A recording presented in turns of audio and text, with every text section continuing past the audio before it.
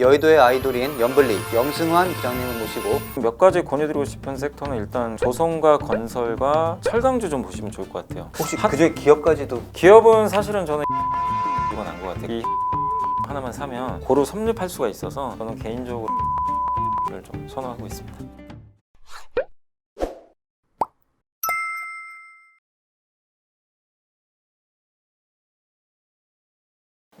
안녕하세요 구독자 여러분. 조선비즈 누워서 연 2천만 원 떠먹기 프로젝트 누이떠의 진행자 훈민아빠입니다. 오늘도 재테크의 기본인 주식 스터디를 톱스타급 게스트를 모시고 이어가려고 합니다. 여의도의 아이돌인 염블리, 염승환 이베스트 투자증권 이비지 영업팀 부장님을 모시고 필승 매매 방식부터 코로나 이후 유망업종, 추천 종목, 그리고 대통령 선거 관련주까지 두루두루 다룰 예정입니다. 또 많은 분들이 궁금해하는 염블리의 일상과 그가 사는 치열한 증권가 얘기까지 오늘 다 밝혀주신다고 하니까 끝까지 잘 들어주시기 바랍니다. 안녕하세요 염 부장님. 네, 안녕하세요. 모셔서 정말 영광입니다. 오늘 염블리님께서 그 주식시장에서 10년 넘게 계시면서 이제 배운 것들을 구독자분들께 좀 전달 팍팍 부탁드리겠습니다. 네, 알겠습니다. 저희 방송 모토가 쉽고 안전하게 누워서 이제 재테크로 연 2천만 원 떠먹기입니다. 국내 주식을 좀 비교적 쉽고 안전하게 하는 염 부장님이 추천해 주실 만한 방법이 있다면 어떤 게 있을까요? 사실 주식 투자를 다들 이제 어려워하시는 것 중에 하나가 자기가 모르는 거거든요. 모르는 쪽에 이제 누구 말만 듣고 제가 하는 말도 사실 마찬가지예요. 이것도 사실 정답은 아니거든요. 누구도 모르는 거잖아요. 사실 워런 버핏도 모르는 거고 정말 어려운 거예요. 근데 자기가 잘 아는 기업이라든가 자기가 공부했던 그런 기업들 위주로만 투자를 좀 하시면 좀 좋을 것 같긴 한데 그걸 모르기 때문에 당연히 위험에 노출되고 안전하지가 저는 않다고 생각하거든요. 그래서 자기가 갖춰야 될 기본적인 것들을 좀 갖춰놓고 우리가 회계사처럼 알라는 게 아니라 기본적으로 이 회사가 최근 5년 동안 매출액은 꾸준히 증가했는지 아니면 이익은 나고 있는지 그 정도라도 체크를 하셔야 되는데 더 중요한 거는 내가 기초적으로 주식에 대한 지식을 먼저 얻은 다음에 그 다음에 기업도 내가 아는 거. 뭐 예를 들어서 요즘에 사실 그 엔터사들 주가 되게 좋잖아요. 그러니까 내가 만약에 BTS를 좋아하면 하이브부터 공부를 해보는 거예요. 그런 식으로 내가 관심 있는 것부터 서서히 이렇게 확장을 해나가면 그렇게 또 어렵지가 않은데 너무 이제 모르는 상태에서 시작을 하시다 보니까 어려움에 봉착을 하시는 것 같습니다. 그래서 일단 좀 아시는 거 위주로 좀 하시면 좋을 것 같아요.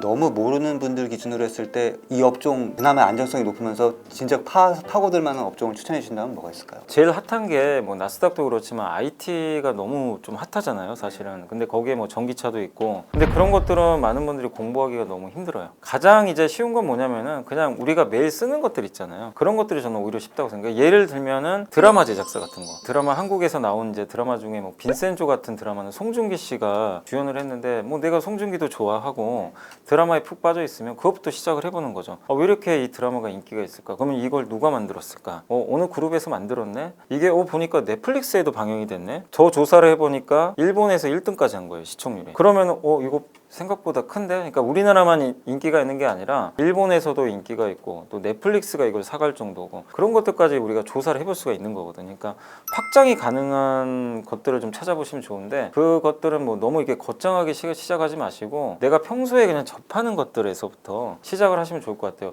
사실 카카오가 요새 주가가 정말 불을 뿜고 있지만 많은 분들이 카카오를 매일 쓰시면서도 기업 분석도 사실 잘 안 해보세요. 카카오 선물하기 좋다고 하면서 막상 주식은 공부도 안 하시고 다른 엉뚱한 걸 하시고 가장 좋은 거는 내가 매일 써보는 것들 중에서 한번 찾아보세요. 그게 저는 뭐 주식 투자에 좀 가장 좀 기초적인 게 아닌가라고 생각을 하고 있습니다. 하반기 추천 섹터는 일단 어떻게 보시는지 뷰부터 좀 한번 더 여쭙겠습니다. 그러니까 지금 시장이 사실 좀 정체된 국면이거든요. 그래서 지수가 오르긴 올랐지만 삼성전자가 주가가 워낙 무겁다 보니까 증시가 되게 답답해 보입니다. 사실은 이번에도 그 사상 최고치를 넘었지만 증시 분위기가 차분한 게 매일 조금씩 올라가거든요. 삼성전자를 좀 논외로 하더라도 지금 계속해서 순환매가 도니까 순환매가 도는 섹터들을 여러분들이 좀 적절하게 포트를 구성하시면 좋을 것 같아요. 그리고 당부드리고 싶은 게 너무 막 성장주다 가치주다 이렇게 재지 않으셨으면 좋을 것 같아요. 뭐 금리 떨어졌으니까 성장주만 됩니다 뭐 이런 쪽도 있고 금리가 또 올라가니까 또 갑자기 가치주가 갑니다 이런 게 있는데 사실 지나놓고 보세요. 그게 의미가 없어요 사실은. 그래서 기본적으로 하반기에 좋아질 섹터 중에서 최근에 좀 많이 빠져있는 섹터를 여러분들이 보시면 좋을 것 같은데 그래서 저는 이제 좀 몇 가지 권유드리고 싶은 섹터는 일단 경기 민감주 내에서는 조선과 건설과 철강주 좀 보시면 좋을 것 같아요. 세 업종 다 사실 2, 3, 4월에 너무 좋았거든요. 지금 이 섹터들이 최근에 원자재 가격이 급락하면서 같이 많이 빠져버렸어요. 일부 기업들은 고점에서 한 20% 이상, 포스코만 예를 들어도 41만 원까지 갔다가 33만 원 왔거든요. 그런 기업들은 지금 충분히 저는 가격 매력이 있다라고 생각을 하고, 근데 중요한 건 이 기업들이 하반기에도 다시 올라갈 수 있느냐 이건데, 철강주를 예로 들면은 철강주 아직 중국이 감산 정책을 거둬들인 적은 없어요.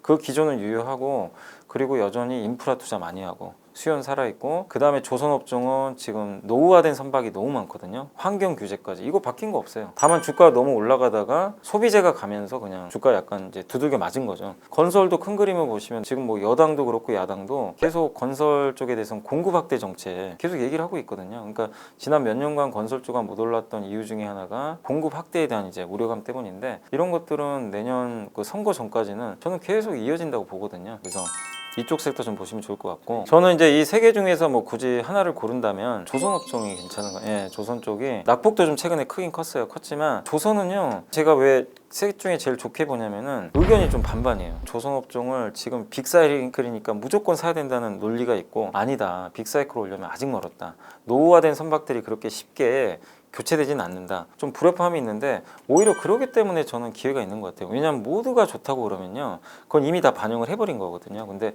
조선업종에 대해서 의견이 좀 분분하기 때문에 약간 이제 주가가 좀 부침은 있겠지만, 저는 개인적으로 근데 장기적으로는 빅사이클에 온다고 보는 이유 중에 하나가, 선박이 2000년대 초반부터 2007년, 8년까지 발주가 엄청나게 됐고 수주를 많이 했는데, 그 선박들이 이제 폐선 시기가 다가와요. 바꿀 시기가 다가오고, 또 그 바꿀 수밖에 없는 이유 중에 하나가 전 세계적으로 친환경으로 가는데 탄소 배출 줄여야 되거든요. 그러면 탄소 배출을 줄이려면 배 선박에 들어가는 원료를 바꿔야 됩니다. 그 선박을 만들 수 있는 업체들은 저는 한국 조선수밖에 없는 것 같더라고요. 조선이라는 게 사실은 굉장히 좋게 보는 이유 중에 하나가 10년 동안 주가가 안 갔어요. 그 전 사이클에서 이미 주가가 올라갔던 섹터는 주도주가 되기 힘들어요. 주도주가 되기 위해서는 지난 몇 년간은 주가 시세가 안 났어야 되는데, 그 조건에서 조선주가 충분히 자격을 좀 갖추고 있다고 보고 있고, 생각지 않은 발주가 지금 계속 늘어나고 있어요. 왜냐하면은 작년에 배가 부족해가지고 운임이 너무 많이 올랐잖아요. 근데 지금 해운 선사들 입장에서도 이제 이대로 방치할 수는 없거든요. 어차피 발주를 하는데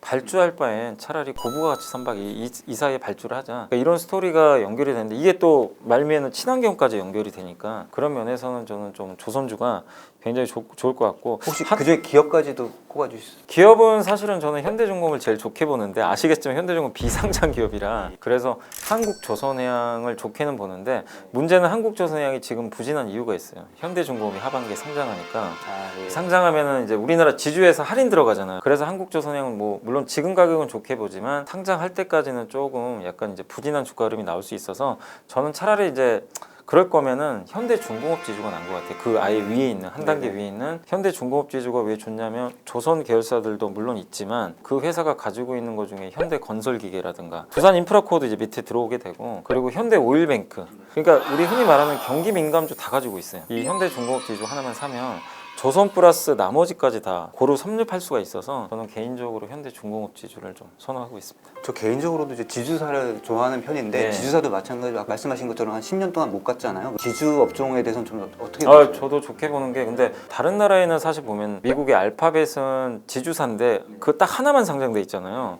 근데 우리나라는 지주사 상장돼 있고 사업회사가 다 각각 상장되니까 할인 받는 건 사실 어쩔 수 없는 것 같아요. 그래서 주가가 부진한 건 맞는데, 근데 이제 그건 다 반영이 됐다고 저도 보고 있고, 상장 자회사뿐만 아니라 저는 이제 그 비상장 자회사가 많은 기업들이 되게 유망하다고 봐요. 제가 좀 선호하는 기업 중에 하나가 저는 SK. 네. SK가 상장 자회사도 물론 많이 있지만 비상장 계열사들이 되게 많더라고요. 예, 근데 그 기업들이 나중에 상장하면 또 할인은 받겠지만, 아직까지는 상장할 때까지 시간도 남아 있고, 특히 SK가 그리는 그림에서 보시면은 미국의 플러그 파워 같은 수소 회사도 지분 투자를 했고, 또 최근에 보면 그 SK 자회사 중에 팜테코라고, 그 회사가 그 삼성 바이오로직스가 하는 그 CMO, 그것도 지금 공격적으로 하고 있잖아요. 그런 것들을 종합해 보면 비상장 계열사들의 가치가 아직은 SK 주가에는 반영이 안 된 것 같아서, 지주회사 중에서도 여러분들이 한번 좀 비상장 계열사가 많으면 한번 좀 선택을 해보시는 것도 좋을 것 같습니다. 저희가 이제 안전하게 하자는 그런 재테크를 지향하는 방송이다 보니까 좀 안 오른 업종 중에 그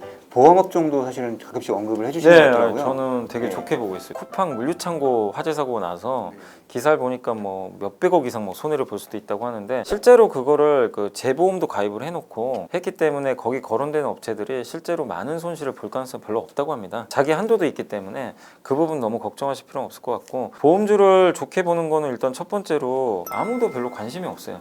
일단 전 그런 섹터를 되게 좋아하는데 관심이 없다는 거는 주가가 빠질 것도 없거든요. 아무도 기대를 안 하기 때문에. 그러니까 사실 약간 믿져야 본전이란 논리일 수도 있지만 그것만 가지고는 주가가 올라가는 건 아니잖아요. 근데 그 안에서 분명히 뭔가 우리가 좋아지는 걸 찾아야 되는데 최근에 이제 나왔던 이슈 중에 하나가 뭐 운전해 보신 분들은 이제 느끼시겠지만 강제적으로 내가 속도를 이제 무조건 줄여야 돼요. 특히 이제 주택가는 무조건 30 이하로 밟아야 되고 일반 도로에서는 50km 이하. 근데 이게 왜 중요하냐면 손해율이 감소할 수밖에 없거든요. 자동차 손해율이. 그동안 자동차 손해율이 좀 높은 수준이었는데 이걸 통해서 손해율이 감소될 수가 있기 때문에 손해보험사 입장에서는 수익성이 개선되는 효과가 나올 수밖에 없고 두 번째가 이제 실손보험 그 청구 간소화라고 하는데 사실 이거는 지금 논란이 되게 심하잖아요. 뭐 의료계하고 보험회사 측에서는 서로 이제 의견들이 다르다 보니까 지금 저는 그냥 소비자 입장에서 봤을 때 실손보험을 가입을 했을 때 청구하는 게 너무 불편하긴 하거든요. 그러다 보니까 여론도 약간은 좀 청구 간소화에 대해서는 좀 우호적인 편인 것 같긴 하더라고요. 근데 이게 만약에 하반기에 통과가 되면 보험사는 비용이 줄잖아요. 그것만 해도 보험사 실적에는 되게 플러스 요인이고 한 가지 더 있는 게 배당. 배당을 현대해상 같은 경우는 시가 배당률이 4.2% 정도 돼요. 그러니까 이게 적은 수치는 아니잖아요. 배당까지 우리가 가미를 해봤을 때는 가격 매력까지 있는 것 같아요. 그러니까 이런 것들이 만약에 하반기에 내가 예상한 대로 시나리오가 전개가 안 돼도 잃을 건 없고 만약에 내가 예상한 것처럼 한두 개라도 실현이 되면 주가는 그걸 이제 기폭제로 삼아서 한번 올라갈 수가 있거든요. 그래서 보험업종도 하반기를 대비해서 투자해볼 만한 것 같습니다. 정 안 되면 배당 받고 내년. 그럼요. 그리고 사실 배당주도 좋은 게 지금 우리나라에 보면 고배당주들이 좀 몇 개 있잖아요. 근데 그런 기업들 중에 사실 좀 최근에 많이 오른 게 시멘트주들이 배당을 많이 주는데 근데 그 기업들은 올랐잖아요. 근데 못 오른 기업들의 좀 대표적인 게 바로 보험주라고 보거든요. 근데 배당주 하실 때도 11월, 12월 돼서 하지 마시고 지금부터 하시는 게 좋을 것 같아요. 뭐 6월, 7월 좀 빠를 수는 있다 하더라도 왜냐하면 그럴 때가 저는 제일 싸게 배당을 받을 수 있는 시기라고 보고 있어서 배당주도 한번 좀 찾아보시면 좋을 것 같아요. 그 바이오 섹터는 연 부장님 별로 추천 안 하시는 걸로 알고 있는데요. 여전히 같은 의견이신지 이유는 무엇인지 여쭤봐도 될까요? 개인적으로 바이오를 잘 모르기 때문에 뭐 안 좋다 좋다를 떠나서 추천을 할 수가 없는 거예요. 제가 알아야 뭘 추천을 할 거 아니에요. 그래서 이제 그런 이유 때문이고 다만 지금 기준에서 바이오를 저는 나쁘게 보진 말자. 왜냐하면 바이오도 올해 들어와서 거의 못 오른 섹터 중에 하나입니다. 대표적으로 정말 못 갔어요. 그래서 그런 기업들이 수두룩하기 때문에 바이오 기업들에 대해서는 저는 하반기에는 그래도 한번 기대감은 가져보자. 다만 그게 어느 기업이 올라갈지는 제가 알 수가 없습니다. 너무나 신약하는 회사들이 많으니까 다만 바이오에서 굳이 본다면 저는 삼성바이오나 특히 셀트리온 같은 기업들이 괜찮을 것 같아요. 왜냐하면 CMO 위탁 생산하는 업체들은 일단 돈을 벌어요. 신약 개발하는 회사는 아니잖아요. 특히 셀트리온도 저는 긍정적으로 보는 게 지금 삼성바이오는 좀 많이 올랐지만 셀트리온은 주가가 충분히 조정을 받은 데다가 지금 하반기에 합병 이슈가 있잖아요. 3사. 그리고 미국 정책과도 맞물려 있는 게 바이든 대통령이 오바마 케어를 만든 사람 중에 하나입니다. 그 오바마 케어의 핵심은 전국민 의료보험. 의료보험을 하기 위해서는 민간보험보다 이제는 국가가 챙겨야 되는데 그러기 위해서는 병이 많이 걸리면 안 돼요. 이 예방의학이 발달할 수밖에 없고 그리고 신약을 쓰면 되게 비싸잖아요. 바이오시밀러는 복제약입니다. 복제약은 기본적으로 신약보다 30에서 40% 싼데 바이오시밀러 세계 1등 기업은 누가 뭐래도 셀트리온이거든요. 그 어렵다는 미국 시장도 뚫어낸 기업이에요.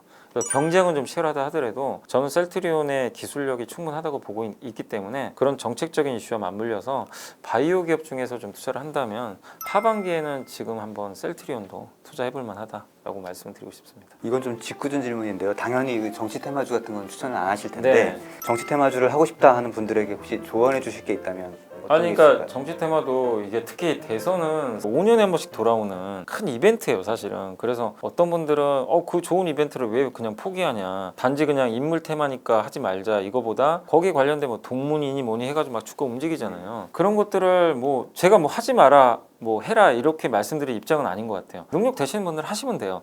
다만 저는 되도록이면 말리고 싶은 이유가 끝이 안 좋았어요. 잘못 들어가셔서 고생하신 분들이 정말 많았잖아요. 그 예전에 반기문 씨도 나왔다가 결국 안 한다고 그래서 이틀 만인가 갑자기 그 기업 어떻게 됐습니까? 정말 엄청난 주가라고 보였거든요. 인물 테마의 단점 중에 하나가 그 후보가 안 나와버릴 수가 있어요. 그럼 정말 끝나는 거거든요. 그럴 바에는 실체가 있는 정책 테마를 하자. 그리고 나서 당연히 대선이 끝나면 무조건 파셔야 됩니다. 이미 재료가 반영됐기 때문에. 그래서 인물 테마보다는 정책 테마로 가면 확실히 펀더멘털도 받쳐주기 때문에 리스크도 적기 때문에 지금 거론되는 그 후보들이 어떤 정책을 갖고 있는지 공부하셔가지고 그쪽에 한번 투자해 보시는 것도 한번 고려해 보시는 거죠. 정책이 구체적으로 나오려면 연말은 돼야 그래도 좀 보이겠죠. 저는 그렇게 오래 걸릴 것 같지는 않아요. 왜냐하면 뭐 지금 이제 거론되는 후보들이 대선 출마 선언을 공식화하면 구체적인 공약들을 이제 하나씩 꺼낼 거란 말이에요. 그리고 그 전에도 이분들이 얘기했던 그런 성향들이 있잖아요. 그런 것들을 또 추론해봐도 어느 정도 그 정책들이 나올 수가 있기 때문에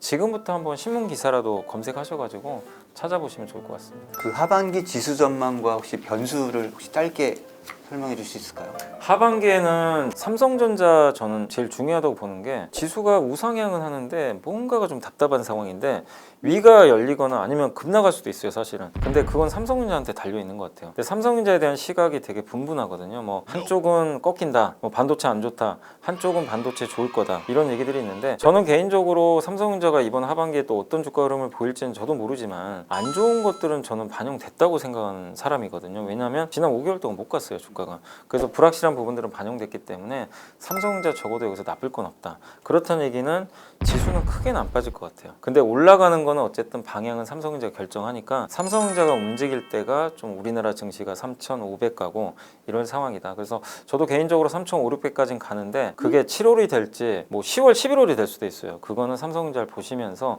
대응하시면 좋겠고 한 가지 더 보실 수 있는 변수가 결국엔 이제 미국이 테이퍼링 언제 하느냐 이건데 이것도 저는 너무 걱정하실 필요가 없는 게 지금 테이퍼링도 이제 모든 분들이 다 알고 있는 정도가 돼버렸고 저는 그거 연준이 의도했다고 봐요. 왜냐면 막상 테이퍼링을 했을 때 충격을 완화시키기 위해서. 그래서 저는 8월이 될지 9월이 될지 모르겠지만 그때쯤에 테이퍼링 저도 한 번은 언급할 수 있다고 좀 보고 있는데 그때 시장은 오히려 굉장히 좀 좋은 상승이 나오지 않을까. 왜냐면 불확실성이 해소되니까. 다만 이거를 지금 투자들이 많이 인지를 하고 있는데 자꾸만 너무 늦게 또 얘기를 해버리면 오히려 그 자체가 악재가 될 수도 있거든요. 그래서 저는 테이퍼링을 얼마 정도 좀 빨리 얘기를 하느냐 그게 좀 포인트가 되지 않을까라고 생각하고 있습니다. 그 알짜 종목 고르는 노하우를 좀 여쭤보고 싶은데요. 매출하고 영업이익입니다. 어떤 걸 주로 보세요? 웬만하면 다 읽어보고 하는 것들 있죠. 돌리는 거라든가 되게 새롭거나 보고서가 있어요. 좀 인사이트 있게 좀 봤던 게 저는 네. 그 하나금융 투자의 애널리스트 분이 예. 친한 다른 애널리스트분들이 좀 서운해하시지 않을까요? 아니 뭐 서운해도 어쩔 수 없고